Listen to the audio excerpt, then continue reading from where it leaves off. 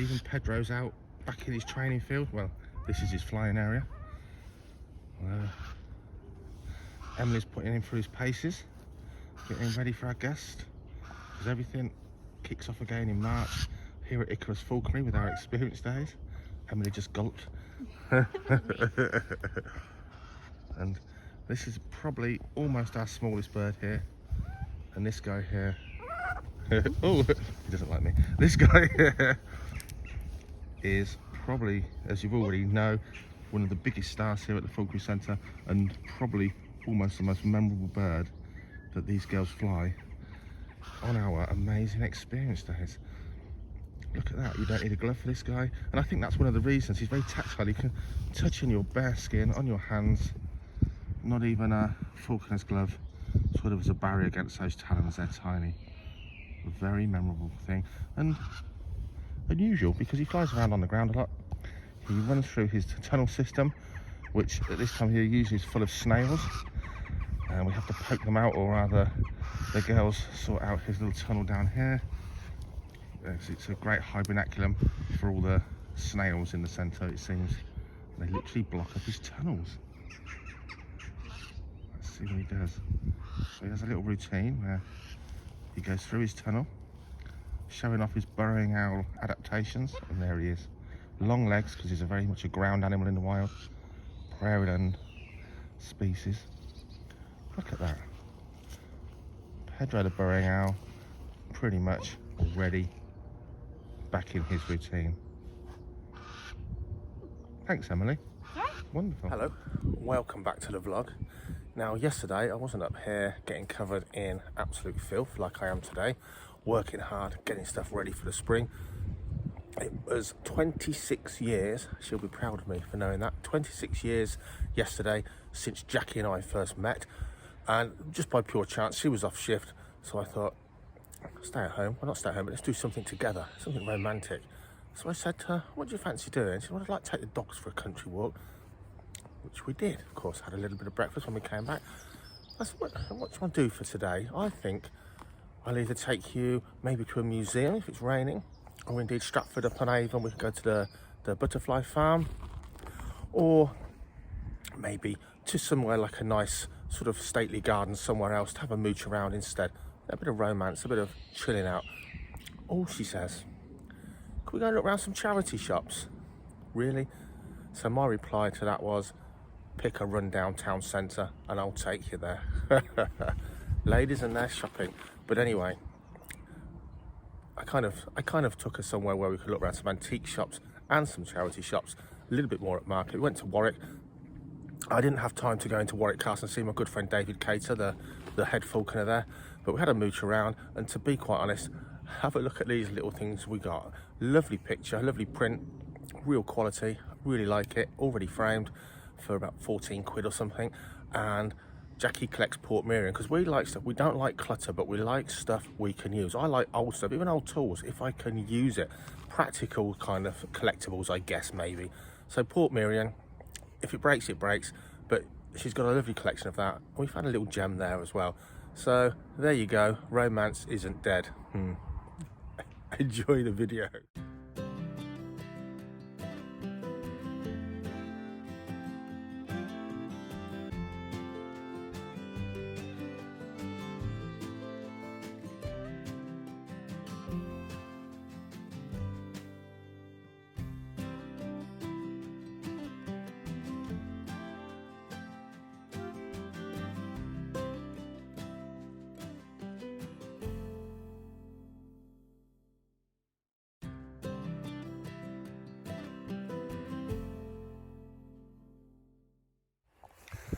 Well, I was going to do a time lapse on this, thought that looked cool, and then I realised it's just going to take too long and be too boring.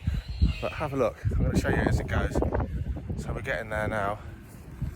What a messy, dirty job getting this old Correx roofing off. It's bituminized, sort of paper product, weirdly. Has a 10-year life, and then it might do another 10 years looking like it has now. But for sure, by then, it is horrible, dirty, dusty, filthy, and sort of tarry as well. Not Atari, because that was around in the 70s, and it's not that old. But yeah, it's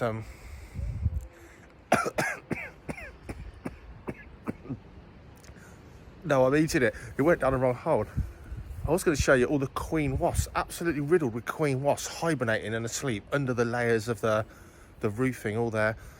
And as you guys probably know, their nests die every winter, and those young queens hibernate through winter. And if they make it, their job is then to find a new nest site, a rabbit hole, a hole in the wall in your attic, and they start building that nest on their own until they've laid enough eggs and reared enough workers to start helping them. So I love wasps. Fascinating to find them hibernating. I've not done them any good, but to be honest, our staff don't want too many wasps around in summer anyway.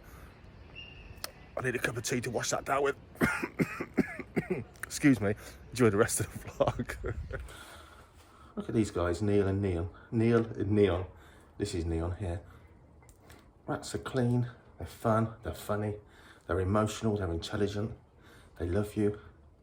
Everything you don't expect them to be, and it makes them the very best of pets. If you want an interactive pet in a small space, absolutely brilliant. I've not put these up here. They've come up here to see me while I work in their enclosure. This guy can't see me that well. He's only got one eye.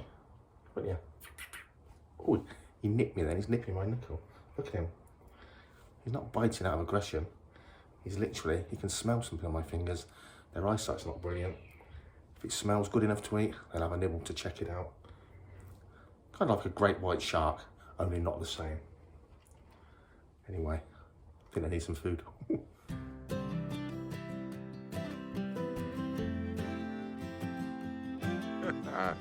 the good side. You look a long way up there.